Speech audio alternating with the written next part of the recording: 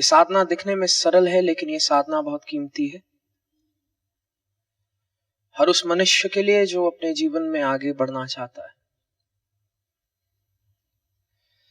शिवयोग में इस प्रक्रिया को कहा जाता है गोल्डन बुक।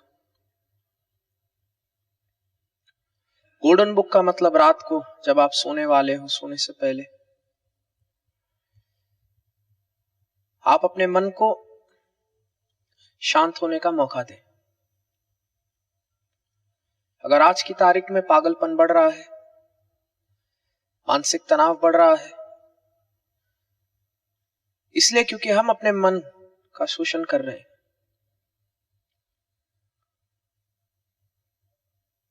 हमारे मस्तिष्क के बीच में एक ग्लैंड है जिसको पीनियल ग्लैंड कहते हैं। पीनियल ग्लैंड कीमती इसलिए है क्योंकि ये हमें बताता है कब शांत होना है। और देखा गया है कि पीनियल ग्लैंड की सेंसिटिविटी लाइट के प्रति बहुत ज्यादा है। कहने का मतलब जब अंधेरा होता है तो अपने आप पीनियल ग्लैंड जागृत होता है और जीव उस अंधेरे के हिसाब से या तो अपने आप को शांत कर लेगा, और अगर नॉकटर्नल है तो जागृत कर लेगा। हमारे साथ समस्या क्या होती है कि रात हुई नहीं कि हम अपने फोन, अपने आईपैड और अपने टेलीविजन से चिपक गए। और जब हम अपने फोन, अपने आईपैड और अपने टेलीविजन को रात को देखते हैं तो हमारा पीनियल ग्लैंड कंफ्यूज होना शुरू हो जाता है, क्योंकि फिर जो ये लाइट है ये एक अननेचुरल लाइट है। धीरे धीरे जब ये पीनियल ग्लैंड कंफ्यूज होता है तो कैल्सिफाई होना शुरू हो जाता है। कहने का मतलब ना तो हम शांत इच्छा अनुसार होते हैं, ना हम जागृत इच्छा अनुसार होते हैं। कि हमें शांत लेने के लिए भी कुछ भारी पदार्थ चाहिए और जागृत होने के लिए भी चाय का ग्लास चाहिए। जब एक व्यक्ति साधना करता है तो सबसे पहले उसको पीनियल ग्लैंड की कैल्सिफिकेशन रोकनी है। तो पहली चीज जो आपको रात को करनी होगी इस साधना से पहले, वो ये होगी कि सोने से 1-1.5 घंटा पहले अपने फोन बंद कर दें। जितना जरूरी मंदिर के बाहर चप्पल उतारना है, उससे कहीं ज्यादा जरूरी अपने बेडरूम के बाहर अपने सेलफोन को रखना है। आप किसी भी मनोवैज्ञानिक, किसी भी रिलेशनशिप एक्सपर्ट, किसी भी जानकार से अगर बात करोगे, वैसे जरूरत नहीं है, ये सब कुछ मैं हूं।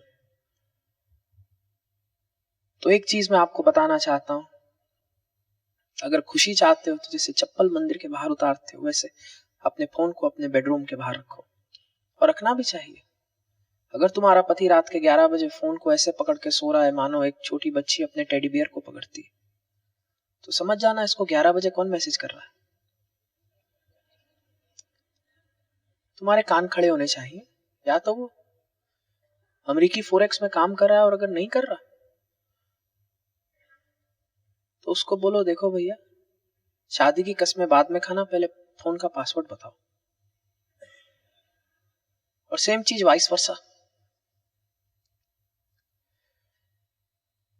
8:30 बजे तुम्हारे फोन स्विच ऑफ हो सके तो घर का वाईफाई भी खत्म करो। सोने के ठीक 1-1.5 घंटा पहले तुम्हारा टेलीविजन भी ऑफ हो जाना चाहिए। सोने से आधा घंटा पहले तुम ये साधना शुरू करोगे। इस साधना को कहा जाता है गोल्डन बुक की साधना।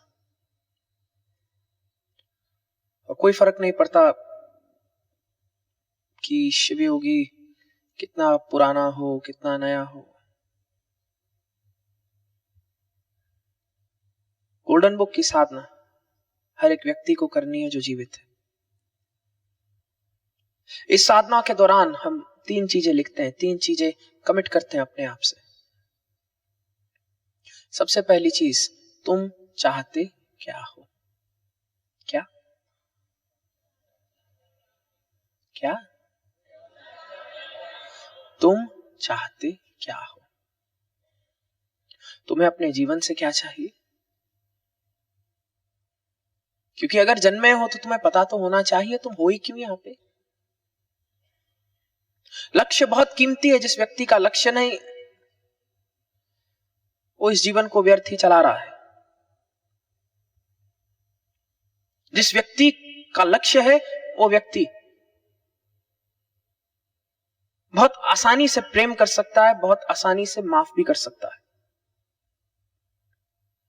जिस व्यक्ति का लक्ष्य नहीं, उसी के पास समय है टाइम पास करने का। और ऐसा व्यक्ति किसी भी चीज से अपने आप को बुरा लगा लेगा। इंटरनेट की कमेंट पढ़ के बुरा लगा लेगा, अखबार पढ़ के बुरा लगा लेगा, हर चीज उसकी गैरत को ललकारती है, क्योंकि उसका लक्ष्य नहीं। कहते हैं भगवान हनुमान लंका तक जा रहे थे मां सीता को ढूंढने। रास्ते में एक असुर उनके सामने आ गया, सूरसा, और सूरसा ने कहा मेरे मुंह में आओ। अगर भगवान हनुमान चाहते वो सूरसा से लड़ पड़ते, काफी अच्छा युद्ध होता। लेकिन भगवान हनुमान के भीतर एक लक्ष्य था, और लक्ष्य क्या था? मां सीता को खोजना।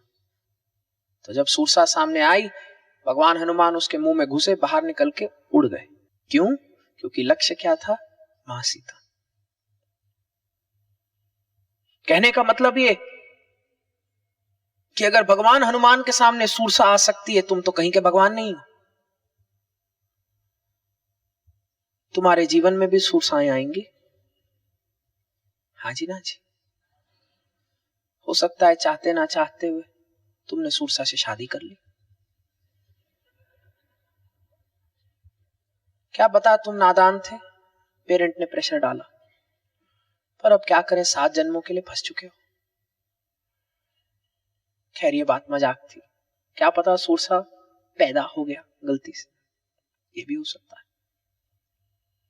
क्या पता तुम्हारी जेठानी सूरसा। मैं बस ये कह रहा हूं, जीते जी हर रोज कभी ना कभी तुम्हारे सामने मुंह खोल के सूरसा जरूर आएगी या आएगा। मैं सूरसा को स्त्रीलिंग या पुल्लिंग नहीं देना चाहता। और अगर तुम्हारे भीतर लक्ष्य होगा तो तुम बहुत साधारण से आगे बढ़ जाओगे, निकल जाओगे, क्योंकि तुम्हें सूरसा से लेना देना नहीं।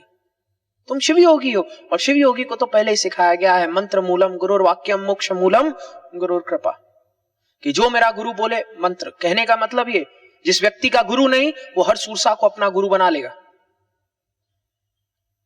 वो गाड़ी चला रहा होगा, बगल वाला हॉर्न बजाएगा, फिर हॉर्न वाला उसका गुरु, फिर उसी को गाली देगा, वो उसी पर चिल्ला देगा। तुम्हें अपने आप से पूछना है, क्या मैं हर किसी को गुरु बनाना चाहता हूं? और जो व्यक्ति कहता है मेरा गुरु नहीं, वो झूठा है। हर व्यक्ति उसका गुरु है, क्योंकि दुखी व्यक्ति उसको प्रेरणा देगा दुखी होने के लिए, अखबार पढ़ेगा प्रेरणा मिलेगी भयभीत होने के लिए। वो जहां जाएगा हर चीज उसका गुरु बन जाएगी।